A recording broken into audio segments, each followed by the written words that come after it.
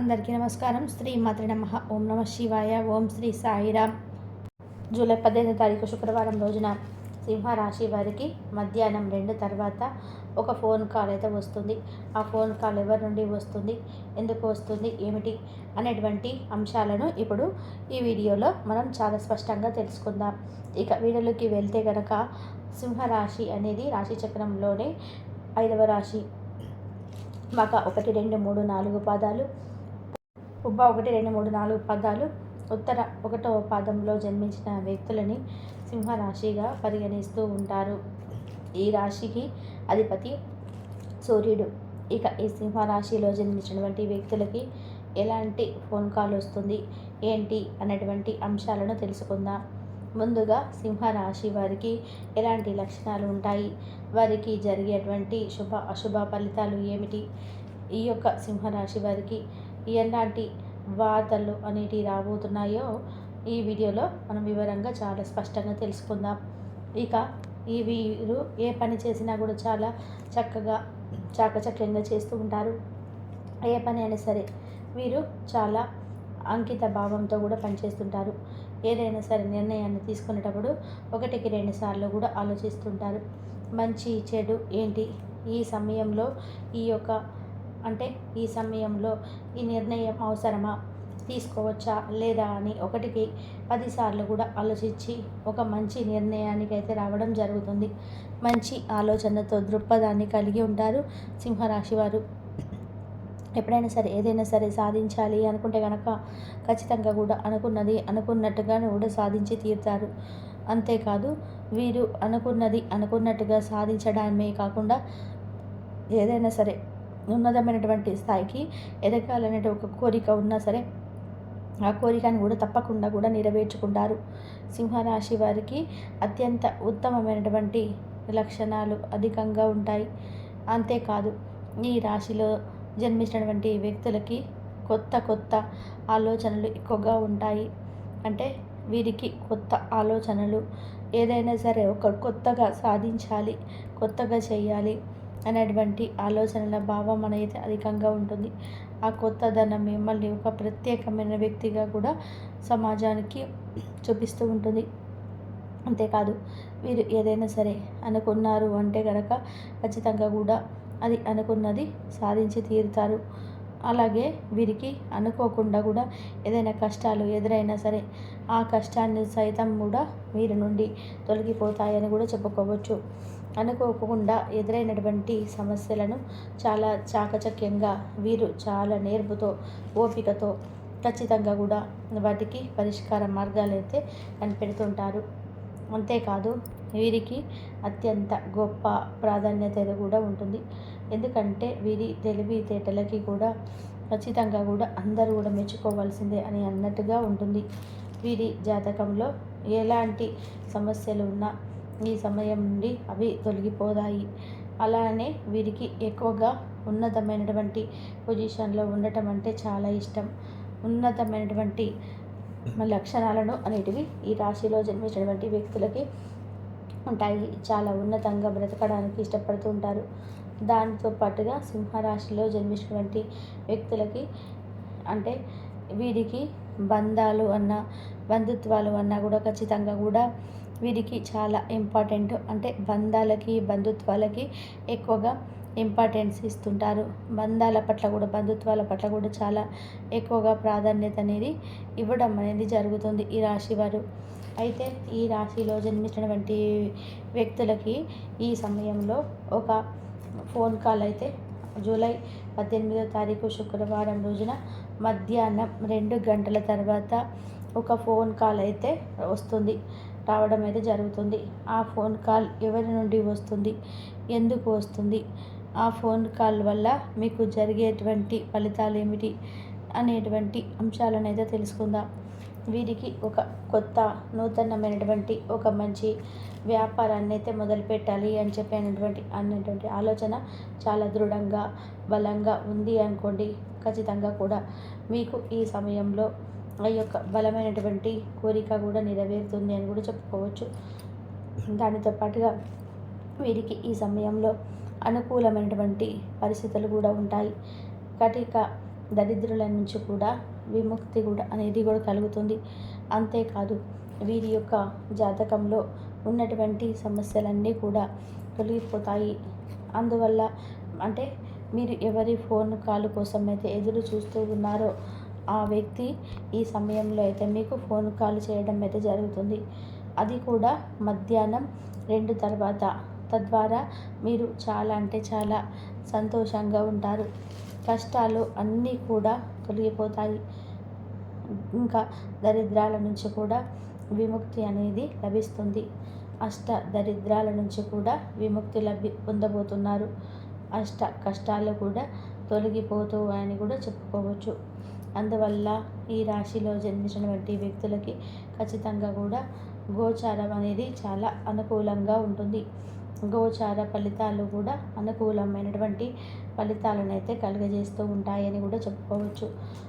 ఇక ఈ యొక్క సింహరాశి వారికి మధ్యాహ్నం 2 తర్వాత ఏ వ్యక్తి నుంచి అయితే మీరు ఒక మంచి ఫోన్ కాల్ని అయితే అంటే రావాలి అనుకుంటున్నారో ఆ వ్యక్తి ఈ సమయంలో మీకు ఫోన్ కాల్ చేయడం అయితే జరుగుతుంది.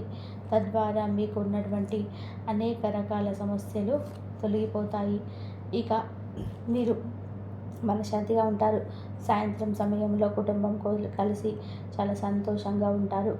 అంతేకాదు ఈ సమయంలో కొంచెం పని భారం అనేది ఎక్కువైపోయి ఒత్తిడి పెరిగినా సరే ఆర్థికంగా కూడా మాత్రం మంచి ఫలితాలను అయితే పొందుకుంటారు. ఆర్థికంగా మంచి లాభదాయకమైనటువంటి జీవితాన్ని అయితే గడుపుతారని కూడా చెప్పుకోవచ్చు. ఇక ఈ రాశిలో జన్మించినటువంటి వ్యక్తులకి ఎలాంటి ఫలితం ఉంటుందో కూడా తెలుసుకున్నారు కదా. ముఖ్యంగా ఈ రాశిలో జన్మించినటువంటి వ్యక్తులకి గోచార అనేది చాలా అనుకూలంగా ఉంటుంది. గోచార ఫలితాలు కూడా అనుకూలంగా ఉన్నాయి.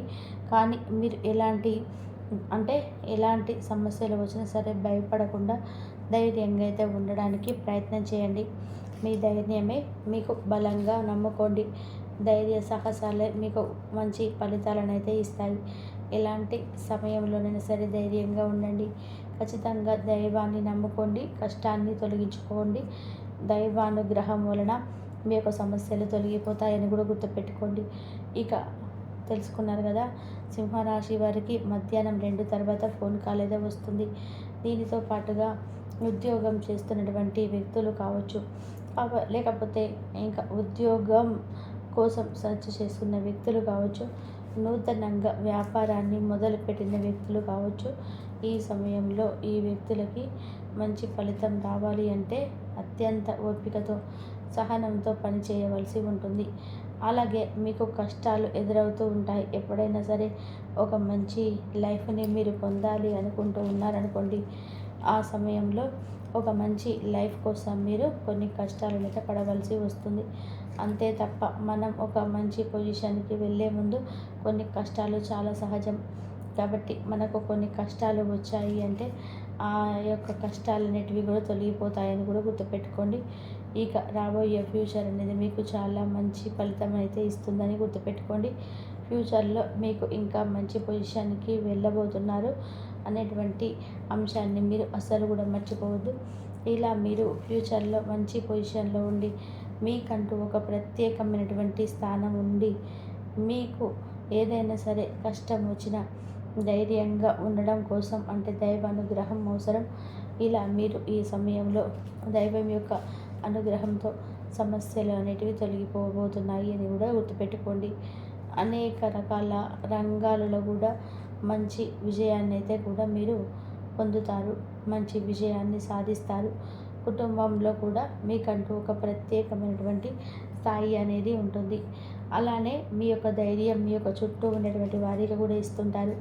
అంటే మీ ఫ్రెండ్స్ కానీ, మీ కొలీగ్స్ కానీ, మీ చుట్టాలు కానీ ఎవరైనా ఉంటే వారికి కూడా ధైర్యాన్ని అయితే నింపుతూ ఉంటారు. ధైర్యంగా ఉండమని చెప్తూ ఉంటారు. ఇలా మీతో ఉండేవారికి కూడా ధైర్యాన్ని నింపుతారు. ఇక తెలుసుకున్నారు కదా.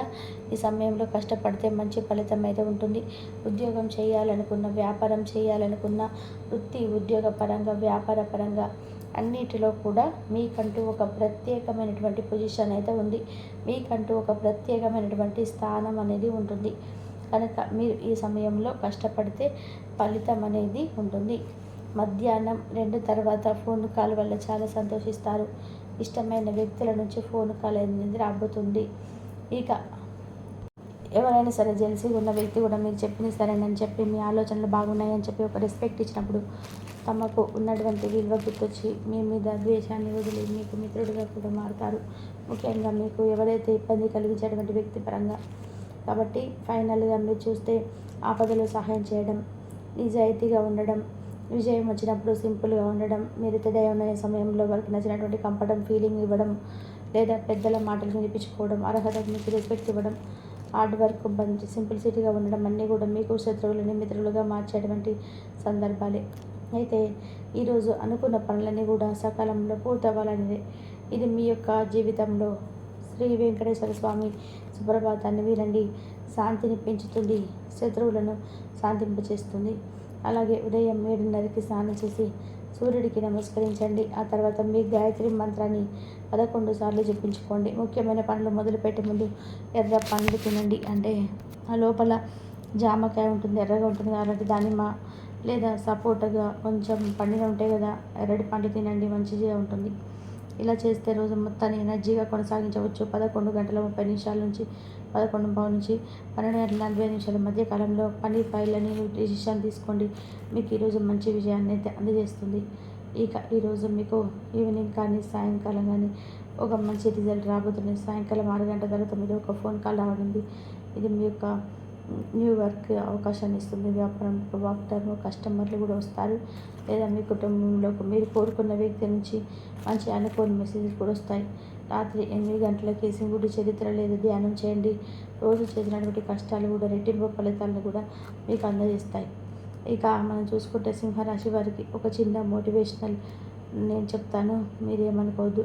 సింహరాశి వారు మీ రాజులే, కానీ రాముడు సింహరాశిలో, కృష్ణుడు సింహరాశిలో. మీ రక్షణ కూడా, మీ ధైర్యం కూడా నడవండి.